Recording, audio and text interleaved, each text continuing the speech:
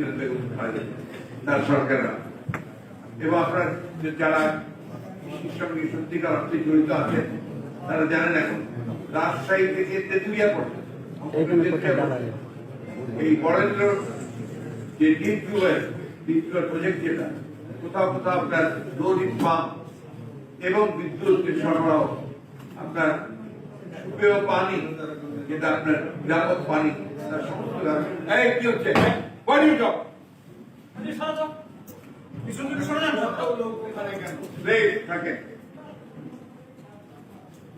এই বিষয়গুলো কৃষক দলের আলাদা। কৃষক দল আন্দোলন করেছে, সংগ্রাম করেছে, সরকারকে বাধ্য করেছে কৃষকদের এই দাবিগুলো আদায় করেছে। আপনাদের মনে থাকার কথা, দেশের খালেদা জিয়া যখন আপনার 2001 সালে নির্বাচিত হয়ে আসলেন, তখন আমার সুযোগ হয়েছিল কৃষি মন্ত্রণালয়ে কিছুদিন কাজ করা, তাই 3.5 বছর আমি কৃষি মন্ত্রণালয়ের প্রতিমন্ত্রী হিসেবে কাজ করেছিলাম। সেই সময় কতগুলো যুগান্তকারী পদক্ষেপ নেওয়া হয়েছিল।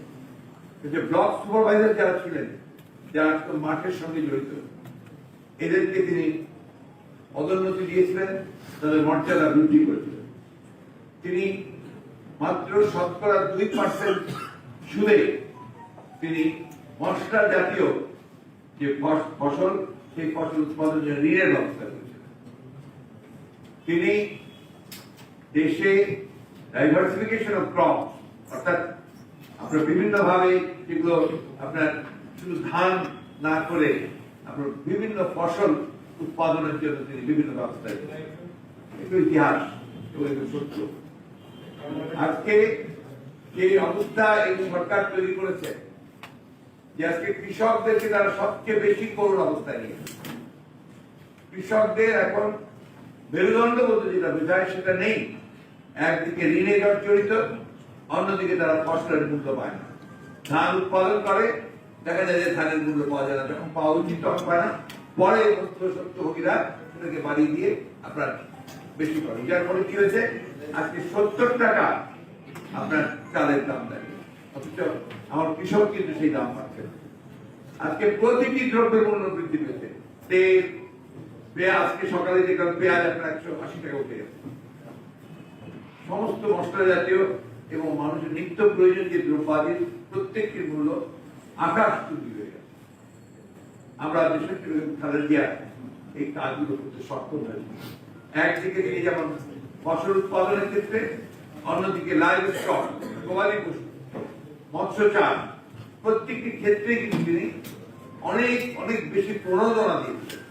আপনার এখানে যারা বিভিন্ন জেলা থেকে এসছেন, যারা কৃষির সঙ্গে জড়িত, তারা জানেন যে আমি কয়েকজনকে পুরোনো মুখ দেখতে পাচ্ছি যারা কৃষির সঙ্গে জড়িত আছেন, তারা জানেন যে গবাদি পশু অর্থাৎ গরু, উন্নত জাতের গরু যদি পুষ করত, সে যদি দুধ দিত, তাহলে 5টা পুষলে তাকে 1 লক্ষ টাকা, 3টা পালন করলে তাকে আপনার 50,000 টাকা। এইভাবে প্রণোদনা, একদম অনুদান, গ্র্যান্ট দেওয়া হয়েছে। ফলে কি আপনি সেটা উপকূলে সেই সময় আপনার গবাদি পশু যে আপনার খামার অনেক বৃদ্ধি পেয়েছে। অন্যদিকে পোল্ট্রি, আপনার যে আমাদের যে মুরগির খামার, যেটা অসংখ্য মুরগির খামার, এবং আমাদের শিক্ষিত ছেলেরা তারা আপনার কৃষি ক্ষেত্রে যাচ্ছে। এই কথাগুলো আজকে এখানে বলার খুব দরকার যে আপনারা কৃষক দল করেন। কৃষকদের মূল কাজ হচ্ছে আপনাদেরকে থাকতে হবে কৃষকের সঙ্গে, কৃষকের সমস্যা নিয়ে কথা বলতে হবে। সরকারের যেই থাক, যে আমার নিজেরও সরকার থাকে, তাহলেও আপনাদের সেই কাজটা করেছি। আমরা কৃষকদের দাবি দেওয়া নিয়ে সামনে এসেছি, মিটিং করেছি, আন্দোলন করেছি, পরে আদায় করেছি। এখন তো কৃষকদের সবচেয়ে বেশি সমস্যা। আপনাদের আজকের যে রাজনৈতিক পরিস্থিতি, সেই পরিস্থিতিতে আপনারা হচ্ছে সবচেয়ে গুরুত্বপূর্ণ জায়গায় কিন্তু আপনারা কাজ করছেন কৃষকদের মধ্যে। কৃষক দলকে শুধু পোশাকই একটা দল বানাবেন না। আজকে আপনি পোশাক করে এসেছেন, ভালো কথা, very good. At the same time আপনাকে কৃষকের কাছে যেতে হবে, কৃষকের কাছে গিয়ে আন্দোলন করতে হবে। তাহলে দেশ উপকৃত হবে, দল উপকৃত হবে। এবং যে আশা নিয়ে আমাদের ভারপ্রাপ্ত চেয়ারম্যান মহোদয় আপনাদেরকে নতুন দায়িত্ব দিয়েছেন, সেটা সফল হবে। আমাদেরকে সবসময় একটা কথা মনে রাখতে হবে যে আপনারা এমন একটা জনগণের মধ্যে কাজ করছে, যেটাকে আমরা বলি একটা সেকশন অফ পিপুল, যেটা এই দেশের সবচেয়ে বড় অংশ। কৃষকেরা হচ্ছে সবচেয়ে বড় অংশ, তারাই সবচেয়ে অবহেলিত, সবচেয়ে ইগনোর্ড এন্ড নেগলেক্টেড। এই জায়গাটাতে আপনাদের কাজ করতে হবে, একটা ব্রিজ তৈরি করতে হবে, যাতে করে আপনারা সত্যিকার অর্থেই আমরা পাশে গিয়ে দাঁড়াতে পারি কৃষকদের, তাদের ন্যায্য যে পণ্যের, তাদের উৎপাদিত পণ্যের যে মূল্য সেটা যেন তারা পায়, সেই কাজগুলো আপনাদেরকে দেখতে হবে, আন্দোলন করতে হবে। কৃষি আন্দোলন, কৃষকদের আন্দোলন ছাড়া কিন্তু কখনোই সফল হওয়া যাবে না। আপনি আজকে যে আমরা গণতন্ত্রের আন্দোলন করছি, এই গণতন্ত্রের আন্দোলন কখনো সফল হবে না যদি আমরা কৃষকের আন্দোলনকে তার সঙ্গে সম্পৃক্ত করতে না পারি, তখনই সফল হবে। অর্থাৎ কৃষকদেরকে জাগিয়ে তুলতে হবে। আপনার যুগে যুগে কৃষকেরা তাদের দাবির জন্য আন্দোলন করেছে, অতীত ইতিহাস থেকে বাংলাদেশে আপনার যেভাবে আন্দোলন করেছে, যোদ্ধাদেরকে আপনার যোদ্ধারি শেষ করার জন্য আন্দোলন করেছে। আপনার নিশ্চয়ই সেটা অনেকে যারা পুরনো মানুষ আছেন তারা জানেন কিভাবে কৃষকেরা আন্দোলন করেছে। এবং শহীদ প্রেসিডেন্ট জিয়া রহমান সাহেব দেখেন দুটো কাজ করেছিল। কৃষক দল তিনি তৈরি করেছিলেন কেন? কারণ তিনি জানতেন যে কৃষকরাই হচ্ছে এই দেশের কৃষি হচ্ছে এই দেশের মেরুদণ্ড। আরেকটা করেছিলেন মৎস্যজীবী দল, আলাদা করে করেছেন কেন? তখন এই যে গোটা বাংলাদেশে যে আপনার যারা জেলে, যারা মৎস্যজীবী মাছ চাষ করে বা মাছ করে উৎপাদন করে তাদের সংখ্যা অনেক বেশি। কারণ এই মানুষগুলো যদি আমরা সংগঠিত করতে পারি, কৃষক তাঁতি দল করেছে, তাঁতি দল, তাই না? কেন করেছে? যে বৃহত্তর জনগোষ্ঠীকে এই রাজনীতির সঙ্গে সম্পৃক্ত করা, বিএনপি রাজনীতির সঙ্গে সম্পৃক্ত করা, বাংলাদেশের জাতীয়তাবাদী দলের রাজনীতির সঙ্গে সম্পৃক্ত করা, তাহলেই হবে সব। আপনারা যদি তার বইগুলো পড়েন, জিয়া রহমানের যে নিজস্ব লেখা দু একটা বই আছে, আমার রাজনীতির রূপরেখা, এটা যদি আপনারা দেখেন তাহলে দেখবেন যেখানে তিনি কৃষকদের সম্পর্কে, তাঁতিদের সম্পর্কে, মৎস্যজীবীদের সম্পর্কে কিভাবে কথা বলেছেন, তাদেরকে জাগিয়ে তুলেছেন, কিভাবে কাজ করেছেন। প্রিয় সহকর্মীবৃন্দ, আমাদের সামনে এখন একটা খুব বড় পরীক্ষা। এই পরীক্ষাটা কিসের? যে আজকে একটা ভয়াবহ একটা দখলদারি, দানবীয়, অনির্বাচিত একটা সরকার আমাদের জোর করে আমাদের মুক্তিতে বসে আছে এবং দীর্ঘ 12 বছর ধরে আমাদের অত্যাচার নির্যাতনের বিরুদ্ধে এই দেশের মানুষকে, আমি শুধু বিএনপি বলি না, এই দেশের মানুষের উপরে এই দেশে আতঙ্ক করছে। আজকে আপনি যে কোনো মানুষকে জিজ্ঞেস করেন, আপনারা মনে হয় সবচেয়ে ভালো বলতে পারবেন যারা জেলা থেকে এসছেন, বিভিন্ন জায়গা থেকে এসছেন, যে এখানে সবচেয়ে বড় যে আজকে শেখ হাসিনার প্রতি মানুষের কোনো আস্থা নাই। কি আছে? আওয়ামী লীগের উপরে কোনো আস্থা নাই। কারণ হচ্ছে কি, যে এরা এই দেশের মানুষের যে স্বপ্ন, যে আশা আকাঙ্ক্ষা, স্বপ্নকে মাত্র নতুন নয়। 72 থেকে 75 সাল পর্যন্ত যখন আওয়ামী লীগ ছিল, তখনও তারা একই কাজ করেছিল।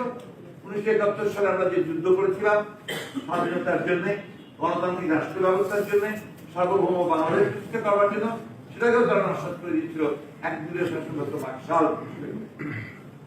আমি এখানে অনেকে দেখতে পাচ্ছি বয়স্ক মানুষ আছেন, অনেকেই আছেন যারা পুরোনো অতীত ইতিহাসগুলো জানেন, সেদিন আওয়ামী লীগ একই কাজ করেছে। আজকেও আওয়ামী লীগ একটু ভিন্ন পন্থা নিয়েছে, একটা গণতন্ত্রের একটা উপরে একটা মোড়ক দিয়েছে, লেবাস দিয়েছে, আর ভেতরে একদম বাকশালের চোখ। এখন বাকশালের চোখ। তখন স্লোগান ছিল কি আপনার, এক নেতা এক দেশ, শেখ মুজিবের বাংলা। আর এখন স্লোগান হচ্ছে এক নেতা এক দেশ, শেখ হাসিনার বাংলা। তাই না? এইটা এই দেশের মানুষ কেন সহ্য করে? আমরা যুদ্ধ করেছি একটা স্বাধীন গণতান্ত্রিক বাংলাদেশ। আমাদের প্রত্যেকটি নাগরিকের অধিকার আছে সমান।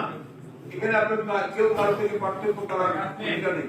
আমার যে সংবিধান, সেই সংবিধানে প্রত্যেকটি নাগরিককে সেই অধিকার দেওয়া হয়েছে। পরিষ্কার বলা হয়েছে এই দেশের মালিক হচ্ছে জনগণ। বলা আছে, লেখা আছে, আমি মালিক আর আমাকে তুমি পেটাচ্ছ, আমাকে তুমি জেলের মধ্যে দিয়ে দিচ্ছ, আমাকে তুমি বঞ্চিত করছো সমস্ত অধিকার থেকে, এটা তো হতে পারে না। এটা কি আমরা এই দেশের মানুষ মেনে নিতে পারি? কিন্তু এরা একেবারে রাষ্ট্রযন্ত্রকে দখল করে ফেলেছে, দলীয়করণ করে ফেলেছে। আপনি কোথাও কোনো বিচার পাচ্ছেন না, কোথাও কোনো মানবিকতা নাই, ন্যায় বিচার নাই, নিজেকে রক্ষা করবার জন্য কোনো সিকিউরিটি নাই, নিরাপত্তা নাই। আপনি দেখেন যে আওয়ামী লীগের সেক্রেটারি জেনারেল সাহেব খুব কথা বলেন, প্রত্যেকদিন বিভিন্ন রকম কথা বলেন, অনেক কিছু আমোদও পায় তার কথায়, আমাদের ছেলেপেলেরা আবার কথা বলে। আমি তাকে একটা প্রশ্ন জিজ্ঞেস করতে চাই। তিনি কালকে বলেছেন যে বিএনপির মধ্যে গণতন্ত্র নাই। এটা তো শুনলে আপনার ওই যে গল্প আছে, ঢাকায় যারা ওল্ড ঢাকা বলেন, যারা অরিজিনাল ঢাকাইরা, এরা আপনার খুব উইটি, হিউমারাস, খুবই বুদ্ধিমান আর খুব রসিকতা করতে পারে খুব ভালো। তো এটা আপনার তখন ছিল, আমরা কলেজে পড়তাম, ঢাকা কলেজে পড়তাম, তো ওই সময় আমরা আমাদের সেই গল্পগুলো শোনানোর বাস্তবতা ছিল।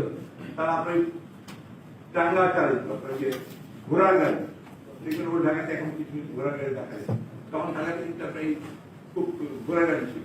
আমরা স্টেশনে নেমে, স্টেশনে নেমে আমরা ঘোড়ার গাড়ি করে আমরা হলে যেতাম, প্রথম দিন। কিন্তু গিয়ে আপনার ঘোড়ার গাড়ি উঠলেন, উঠে আপনি ওঠার আগে আপনি বললেন যে কত নেবে, তো সে বললো যে 2 টাকা। তুমি ফুলবাড়ি থেকে এসএম হলে যাবো, কত নেবে? তুমি 2 টাকা। বলো কি, তুমি ঠিক আছে, তুমি 4 আনা পাবা। 4 আনা পাওয়ার কথা বলো, সরাসরি সেই করতে গিয়ে ঘোড়ার লাগাতে টান দিকে ঘোড়াটা হা হা করে হাসি মতো। ওকে দেখেন স্যার, আপনার কথা শুনে ঘোড়া বি হাসে, কথায় ঘোড়াও হাসে। গণতন্ত্র নাকি আপনার বিএনপি তাই নাকি গণতন্ত্র দিচ্ছে। তো তাদের গণতন্ত্রের কথাটা শুধু তারা গণতন্ত্রে বিশ্বাস করে না, কোনদিন করে নাই। আজকে তারা অত্যন্ত সুপরিকল্পিত ভাবে বাংলাদেশের সমস্ত গণতান্ত্রিক প্রতিষ্ঠানগুলোকে ধ্বংস করে দিচ্ছে। সাফওয়াত সাহেব, আপনাদের দৃষ্টি মনে আছে, এই যে ছিলেন ব্রিগেডিয়ার সাফওয়াত, তিনি আগের তিনি আজকেই বলেছেন, পত্রিকায় আছে, এখানে গণমাধ্যমে আছে, যে বাংলাদেশের নির্বাচন ব্যবস্থা ভেঙে নেই। এটা তো আমরা নিজেরা সবচেয়ে বড় ভুক্তভোগী, আমাদের ভোটাররা সবচেয়ে বড় ভুক্তভোগী। তারা ভোট দিতে যেতে পারে না, ভোট দিতেই যেতে পারে না। মায়েরা বোনেরা যায়, দেখে ভোট হয়ে গেছে, তারপর চিৎকার করে এসে বলে আমার ভোট দিয়ে দিল। প্রত্যেক গত পরপর 2014 এবং 2018-তে কোন নির্বাচন হয়। 2014-তে 154 জনকে আপনারা বিনা প্রতিদ্বন্দ্বিতায় নির্বাচিত ঘোষণা করে সরকার গঠন করে ফেলেছে। আর 2018-তে নির্বাচনের আগের রাতেই পুলিশ, র্যাব, সেনাবাহিনী দিয়ে ভোট সব নিয়ে চলে গেছে এবং তারা যেমন খুশি তেমন ঘোষণা দিয়েছে।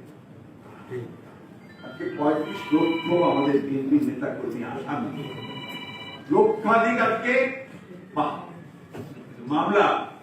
আমাদের দেশের নেত্রী বেগম খালেদা জিয়া, তিনি এই দেশের গণতন্ত্রের সঙ্গে যার নামটা অবিচ্ছেদ্য, একে কোনোদিন আলাদা করা যাবে না। গণতন্ত্র মানে খালেদা জিয়া, তাকে আজকে মিথ্যা মামলা দিয়ে থাকে।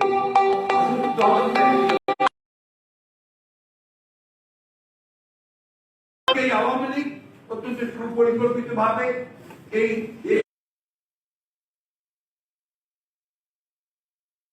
জাতির যে স্বপ্ন, আশা, আকাঙ্ক্ষা, তাদের যে অর্জন 50 বছরে সবকিছু ধ্বংস করেছে।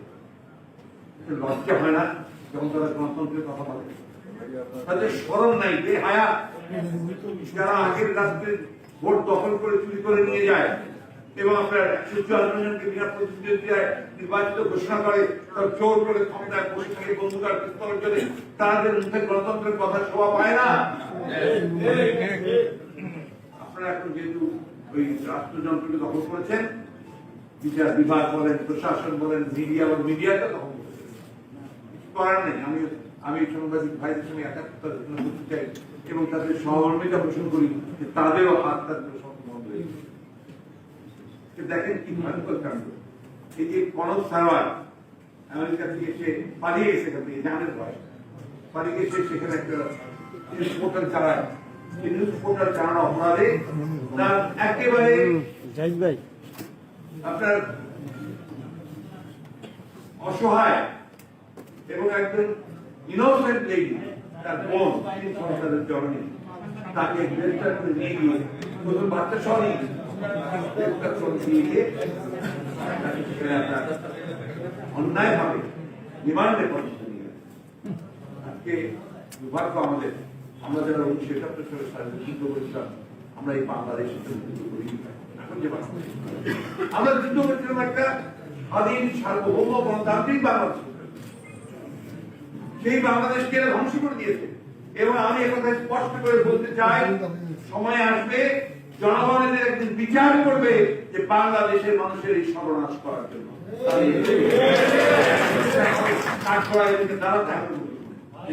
সংবিধানকে ধ্বংস করেছে, সংবিধানকে কেটে ছেড়ে শেষ করে দিয়েছে, মানুষের অধিকার হরণ করেছে, বাংলাদেশকে একটা একেবারে একটা রাষ্ট্র করে দিয়েছে। এখন তো আওয়ামী লীগ কোথায়? এখন তো সমস্ত যে আমদানি, আপনারা যে যেখানে যাবেন ডিসি, এসপি, ওসি, এটা অনেক বড় সাহেব, ওদের চাইতে অনেক বড়। নিজেরাই বলে যে মাছের রাজা ইলিশ আর দেশের রাজা হচ্ছে পুলিশ, ওরাই বলে না, আমরা কি বলি? এই যে অবস্থা তৈরি করেছে, এই অবস্থার জন্য শেখ হাসিনাকে, তার সরকারকে অবশ্যই জবাবদিহি করতে হবে।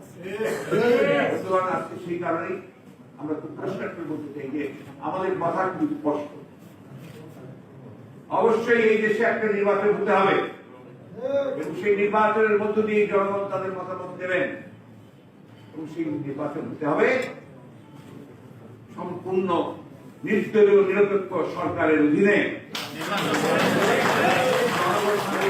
যেতে পারে যার ভোট সে তাকে দেবে, যার ইচ্ছে তাকে দেবে, সেই ব্যবস্থা তৈরি করতে পারে। কমিশন নিয়ে খুব মাতামাতি করতে, আপনার যাকে দিলেন তাকেই দিয়ে করবেন, যাকে চাইলেন সেই হবে। আপনার কমিশনার মাহবুব তালুকদার সাহেব সত্য কথা কিছু বলেছেন, এই জন্য এখন তার বিরুদ্ধে উঠে পড়ে রেখেছে, তার বিরুদ্ধে বিভিন্ন রকম কথা বলছে এবং মানসিক রোগী বসছে। মানসিক রোগীটা আপনারা হয়ে বসে ঘর থেকে বের হন না, ওই যে এত কথা বলেন, ঘর থেকে বেরোতে দিন না। সব থেকে কেউ গণভবনে, কেউ আপনার মন্ত্রীর বাসায়, সব বন্ধ দিকে, সব আপনার ভার্চুয়াল আসেন, জনগণের সঙ্গে আছেন, একটা ভোট দেন, যে ভোটটাতে সবাই ভোট দিতে পারবে, জনগণকে সেই অবস্থা তৈরি করেন, দেখেন আপনার কোথায় থাকবে, পালাবার পথ খুঁজে পাবেন। আমি বক্তব্য সময় দীর্ঘ করতে চাই না, অনুরোধ আছে আপনাদের কাছে। কৃষক দল, যেহেতু আমি দীর্ঘদিনের সঙ্গে জড়িত ছিলাম, আমি কৃষক দলের যারা সাবেক নেতা আমাদের ছিলেন, আমাদের দুদু সাহেব থেকে শুরু করে অন্যান্য যারা ছিলেন, তাদের সকলকে ধন্যবাদ জানাতে চাই। কৃষক দলকে তারা একটা শক্তিশালী সংগঠনে পরিণত করেছে। এখানে আমরা অনেকেই আপনাদের কাছে যারা নতুন এসেছেন, তাদের কাছে আমাদের প্রত্যাশা অনেক অনেক। একজন কৃষিবিদ, আরেকজন ছাত্র নেতা, তাদের কাছ থেকে আমাদের প্রত্যাশা অনেক বেশি আছে এবং সেটি ছাত্র আন্দোলন করেছে।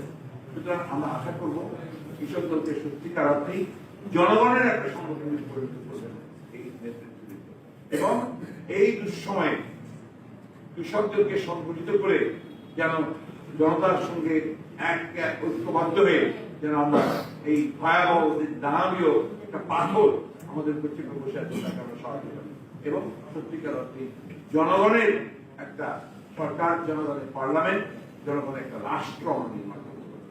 বাংলাদেশকে সত্যিকার অর্থেই একটি স্বাধীন সার্বভৌম একটা গণতান্ত্রিক রাষ্ট্র হিসেবে আমরা দেখতে চাই। আপনারা সবাই আজকে সবাই সারাদিন কাজ করবেন, কথা বলবেন, সেই জন্য আমি অভিনন্দন জানাচ্ছি এবং আমার কাছে আবারও সেই একই অনুরোধ থাকবে যে আপনারা দয়া করে নিজেদেরকে সুসংগঠিত করেন, কৃষকদের মধ্যে যান, কৃষকদের মধ্যে সংগঠন করেন। এর চেয়ে বড় সুযোগ মানুষের কাছে যাওয়ার কোনো দল নেই। কৃষক দলের যে সুযোগটা আছে তার সুযোগ আর কিন্তু অন্য কোনো দলের নেই, একদম মানুষের কাছে চলে যাবে। সেখানে গিয়েই আপনারা সবচেয়ে বড় কাজটা করতে পারবেন। কৃষকদেরকে সত্যিকার অর্থেই গণসংগঠনের রূপান্তরিত করে আপনারা পরিবর্তন আনতে সক্ষম হবেন।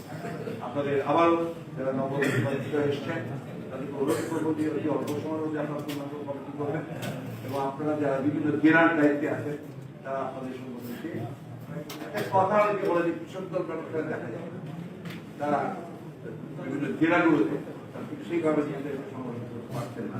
এটা কিন্তু সহজভাবে যদি আমরা নিজেরা গ্রামে যান কাজ করেন কেন্দ্রীয় নেতা যদি ভাগ করে নেন এবং আপনার দুর্বল করতে পারবেন এলাকায় তাহলে সেটা আমাদের আপনার ফলপ্রসূ। আমি আপনাদের সকলকে ধন্যবাদ জানিয়ে আমার বক্তব্য শেষ করছি এবং আপনাদের সকলের